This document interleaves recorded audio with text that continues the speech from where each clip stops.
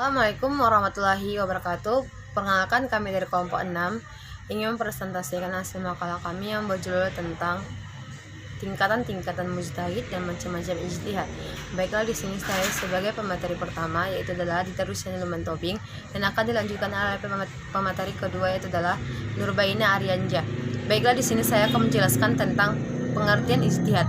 Secara etimologis, kata ijtihad berarti kerja keras, telaten, berkemauan tinggi, dan bersungguh-sungguh.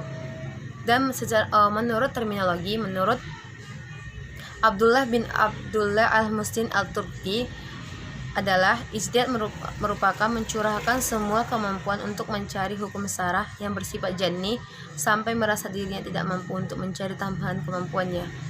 Adapun mujtahid dalam bentuk fa'il yang berarti orang yang bersungguh-sungguh dengan mengerahkan segala kemampuannya yang rasional menggali ajaran Islam yang tertuang dalam Al-Quran dan hadis dengan analisa yang tepat, memberikan pertimbangan tentang hukum-hukum Islam. B. Dasar hukum ijtihad. Secara umum, hukum ijtihad itu adalah wajib. Artinya, seorang mujtahid wajib melakukan ijtihad untuk menggali dan merumuskan hukum syara dalam hal-hal yang syara sendiri tidak menetapkan secara jelas dan pasti. Adapun dalil tentang kewajiban untuk berijtihad itu dapat dipahami dalam Quran surah Al-Harj ayat kedua yang artinya, maka ambillah kejadian itu untuk menjadi pelajaran, hai orang-orang yang punya pandangan. Dan terdapat dalam Quran surah An-Nisa ayat 105 yang artinya, sesungguhnya kami telah menurunkan kitab kepadamu dengan membawa kebenaran, supaya kamu menggali antara manusia dengan apa yang telah Allah wahyukan kepadamu, dan janganlah kamu menentang orang yang tidak bersalah karena membela orang-orang yang khianat. C. Tingkatan-tingkatan mujtahid.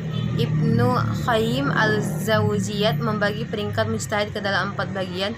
Yang pertama adalah orang yang mengetahui kitab Allah, sunnah Rasulnya, dan ucapan-ucapan para sahabat sehingga ia mampu memberikan pemecahan hukum terhadap peristiwa yang menentangnya di tengah-tengah masyarakat. Yang kedua adalah mujtahid muqayyad, ialah mujtahid yang terbatas dalam lingkungan mazhab imam yang diikutinya. Yang ketiga adalah mujtahid fil mazhab, di mana ia mengaitkan dirinya pada mazhab tersebut. Yang keempat, komunitas manusia yang menggabungkan dirinya pada satu mazhab, mengetahui fatwa-fatwa dan mazhab tersebut, dan dirinya merasa mantap dan nyaman menjadi mukhalid. Selain itu, menurut Wahbah Yuhaili mengemukakan tingkatan mujtahid menurut As-Sayuti, Ibnu As-Salah dalam An-Nawawi yang membagikannya ke dalam 5 tingkatan. Yang pertama adalah al-mujtahid al-mustakhil, yaitu adalah mujtahid yang mendirikan fikih atas dasar metode dan kaidah yang ditetapkannya sendiri atau dengan rumusan lain. Ia adalah mujtahid yang telah memiliki usul fikih dan fikihnya sendiri yang tidak sama dengan usul fikih dan fikih yang dibangun oleh mujtahid lain. Yang kedua, al-mujtahid al-mutlaq ialah mujtahid yang mencakup kriteria berijtihad tetapi metode yang digunakannya terikat pada imam yang dianutnya. Yang ketiga adalah al-mujtahid al-muqayyad atau al-mujtahid al-tarjih, yaitu adalah seorang yang telah memenuhi kriteria berijtihad dan mampu menggali hukum dari sumbernya. Yang keempat adalah mujtahid al-tarjih, yaitu adalah pakar fikih yang dengan sungguh-sungguh mempertahankan mazhab imamnya dengan mengetahui konstelasi pada imamnya. Yang kelima, mujtahid al-fatwa, ialah pakar fikih yang berusaha memelihara mazhabnya, mengembangkan dan mengetahui seluk-beluk serta mampu memberikan fatwa dalam qadri yang telah ditetapkan oleh imam mazhabnya tapi tidak mampu beristiqlal. Adapun menurut Abu Jahra sebagai tokoh kontemporer Islam yang terbagi dalam 4 peringkat mujtahid. Yang pertama adalah al-mujtahid fi ar-syar'i atau disebut juga al-mujtahid al-mustakhil, yaitu adalah mujtahid yang berkemampuan tidak diragukan oleh karena memenuhi syarat dan metode ijtihad secara mandiri. Yang kedua adalah al-mujtahid al-mutassib, yaitu adalah mujtahid yang syarat-syarat telah terpenuhi untuk melakukan ijtihad.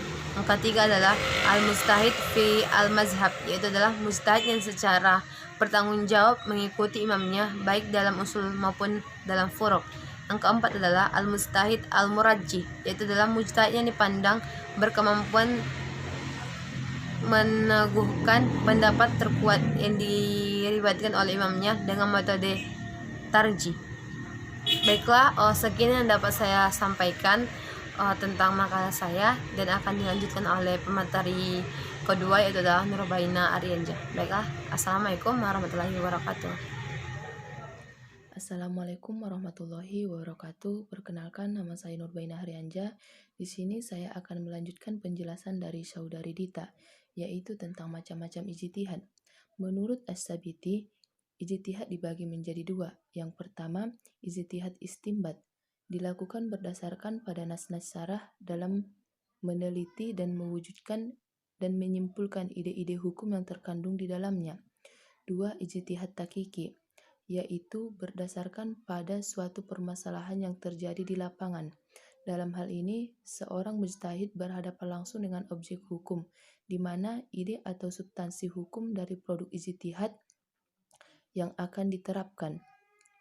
Sedangkan menurut Yusuf Kordowi, ijtihad juga dibagi menjadi dua. Yang pertama, ijtihad intikai, yaitu memilih dari salah satu pendapat dari beberapa pendapat terkuat yang terdapat dalam warisan fikih Islam yang penuh dengan fatwa dan putusan hukum.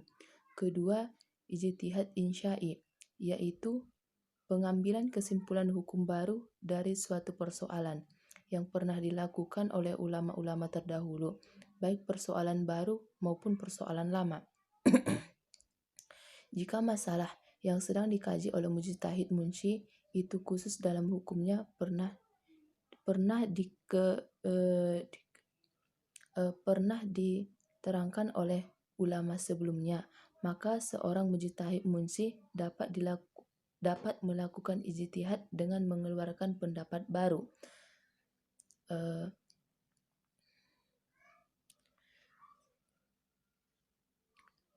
Sedangkan melihat bentuk ijtihad dari sisi mungkin atau tidak mungkinnya berlaku kegiatan itu. Pertama, ijtihad yang tidak mungkin terhenti kegiatannya. Ijtihad dalam bentuk ini adalah yang disebut dengan tahki al-matah.